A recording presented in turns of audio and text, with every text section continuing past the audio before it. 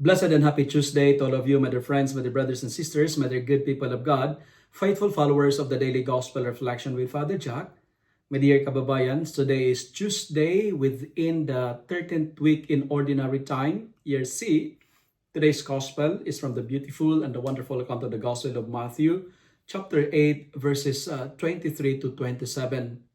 Today is the first day of July, and I would like to extend my greetings to all my fellow Canadians, brothers and sisters, as we celebrate the great day of celebrating our Canada Day. Happy Canada Day to all of you. Let me share 3 S with you as a point of my reflections this morning. The first S is this: storm is part of our journey. The gospel begins with Jesus and his disciples setting out in a boat, peaceful at first until a violent storm suddenly surrounds them. Isn't that how life often feels, my dear friends? We start our days, our journey in peace, very calm. Then, without a warning, we are caught in the winds of grief, in the storms of loss, in the winds of fears and doubts. Storm will come even when we are with Jesus. But here's the truth we often forget. The storm does not mean Jesus has abandoned us or left us.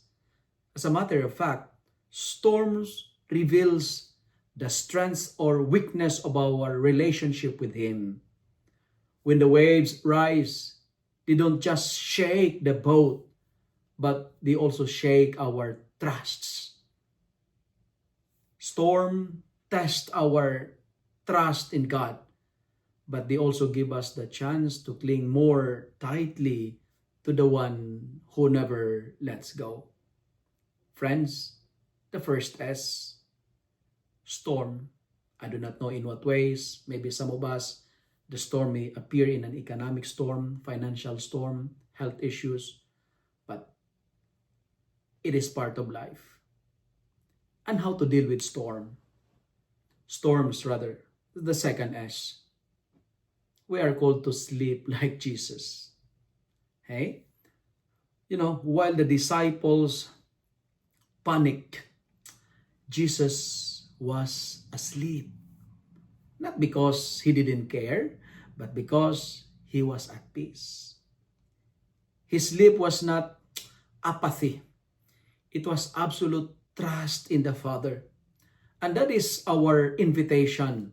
When life is raging around us, we don't always need to fight harder. Sometimes we just need to rest deeper, to be still in faith, to be men and women of faith, to surrender, to say, Lord, I don't understand this storm. I don't understand what's happening in my life right now, but I trust you because you are with me in my storms.